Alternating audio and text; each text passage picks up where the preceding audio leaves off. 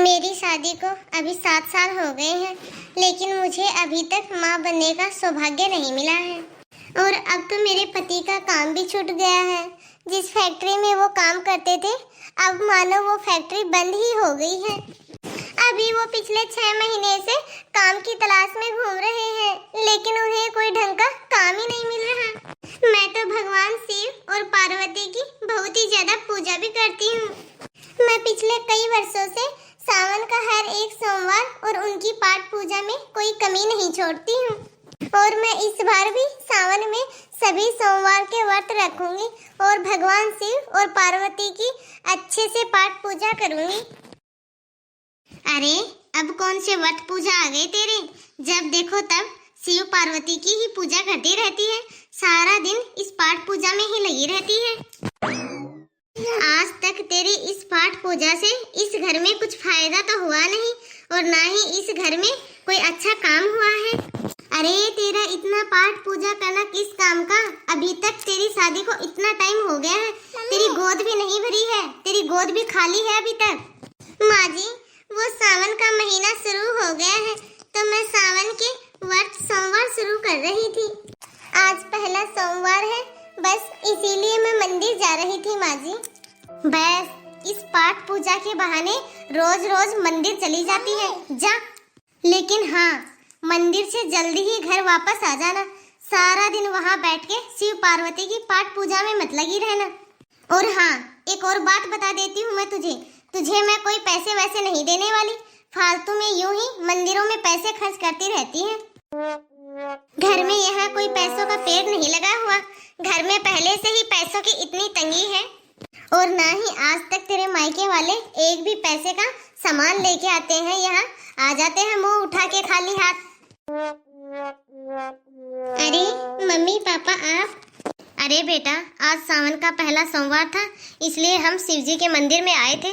तो रास्ते में ही तुम्हारा घर था, तो इसलिए हमने सोचा कि क्यों ना जाते टाइम तुमसे ही मिल लें। अरे नमस्ते समधन जी। अरे बेटा, अच्छा हुआ कि तुम घर पे ही मिल गई। तुम्हारी माँ तो बोल रही थी कि कहीं तुम मंदिर ना गई हो। समधन जी, वो फल और मिठाई कुछ समझ में ही नहीं आया कि क्या खरीदे। वो गर्मा गर्म जलेबी बन रही थी तो बस हमने वहीं पैक करवा ली। और वैसे भी अब आम का सीजन आ गया है तो बहुत ही अच्छे दशहरी आम आए हुए हैं मार्केट में, तो हमने सोचा क्यों ना यही ले लेते हैं। अरे दशहरी आम?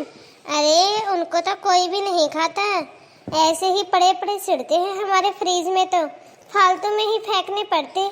ठीक रहा जो आप नहीं लेकर आए। लेकिन अब क्या करें, ठीक है ले ही आए हो तो। मम्मी जी सरासर झूठ बोल रही है, घर में तो कितने दिनों से आम आए ही नहीं है। मेरी मम्मी पापा की जितनी गुंजाइश है उसके हिसाब से मेरे लिए कुछ ना कुछ लाते ही रहते हैं। मम्मी पापा आप लोग बैठिए, मैं अभी आप सबके लिए चाय बना देती हूँ। अरे नहीं बेटा, अब रहने भी दे, हम लोग ज़्यादा देर थोड़ी ना रुकेंगे, बस चलते हैं। तुमसे मिलने के लिए ही आए थे, अब तुम्हें देख लिया है, बस अब सब कुछ अच्छा है। अरे अब तो ये 2 लड्डू कहाँ लेकर चली? तेरे माँ बाप लेके आए हैं, इसका ये मतलब थोड़ी ना है कि सब कुछ बहा देगी तू यूं पानी की तरह। जा और अंदर लेके जा, चुपचाप किचन के अंदर रख दे, बाद में सब लोग बैठ के खा लेंगे। माँ जी, मैं अब वो मंदिर जा रही थी तो इसलिए मैं सोच रही थी कि क्यों ना 2 लड्डू मंदिर में ही ले चलूं। कोई भी जरूरत नहीं है 2 लड्डू लेकर जाने की, 1 लड्डू घर पे रख दे और 1 लड्डू लेके जा। बड़ी आई भगवान को लड्डू खिलाने वाली, रोज रोज कहाँ से आएंगे तुम्हारे लिए भगवान को लड्डू खिलाने के लिए? और कौन सा भगवान देख रहे हैं, कौन सा उनको पता लग रहा है कि 2 लड्डू चढ़ा रहे हैं या फिर 1? हे शिव शंकर, हे माँ पार्वती, आप दोनों मेरी प्रार्थना कब सुनोगे? ना ही तो मेरे पति का काम चल रहा है और ना ही हमारे घर में संतान का सुख आया है। हमें इन सब दुखों से कब छुटकारा मिलेगा?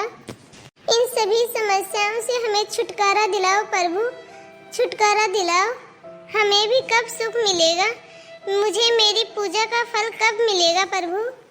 मेरी प्रार्थना सुनो प्रभु, मेरी सहायता करो।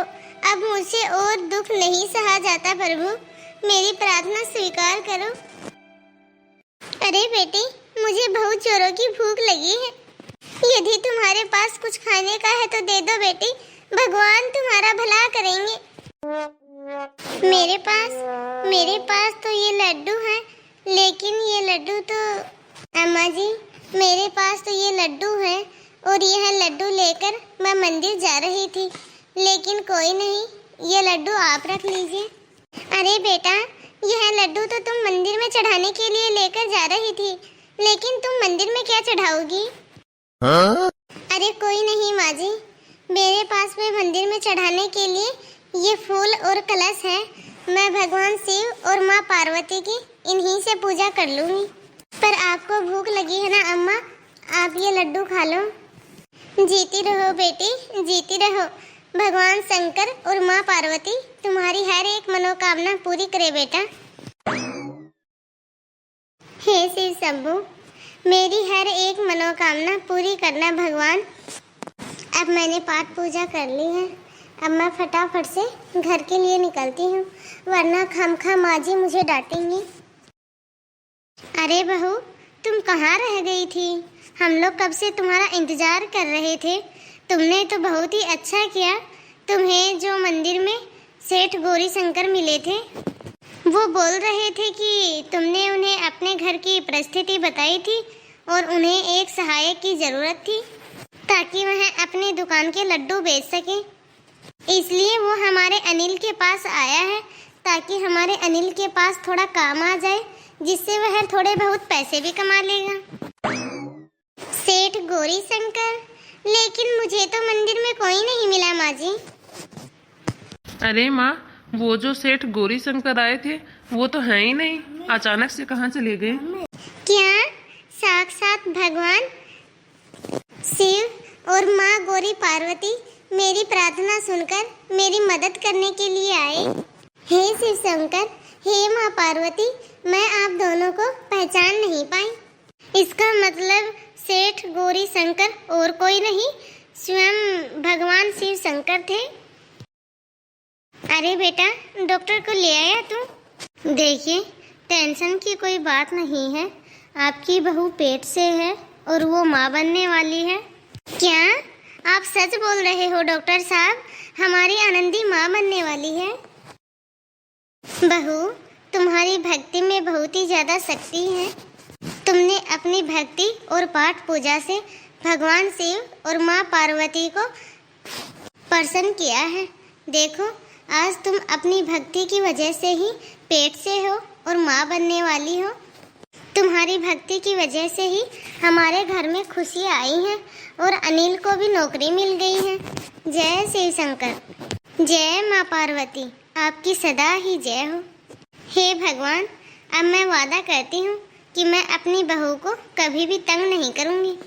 मैं अपनी बहू को बिल्कुल बेटी की तरह रखूँगी। सचमुच आनंदी, तुम्हें मैं अपनी पत्नी के रूप में पाकर बहुत ही ज़्यादा खुश हूँ। तुमने तो हमारे घर के ऊपर आए हुए सभी संकटों को दूर कर दिया है। हमारे गरीबी के दिन चले गए आनंदी, और ये सब तुम्हारी सावन पूजा का फल है। तुम्हारे ऊपर भगवान शिव और माता पार्वती की बहुत ही ज़्यादा कृपा है। जय शिव शंकर, जय माँ पार्वती।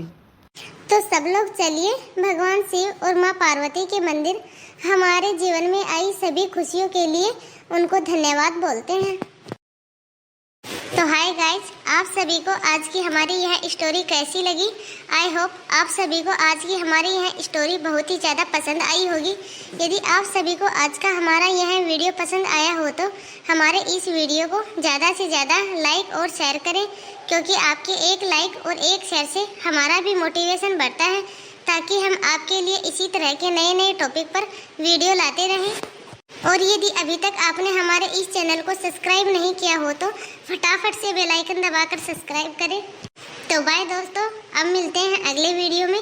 तब तक आप इस वीडियो को देखें और एंजॉय कीजिए।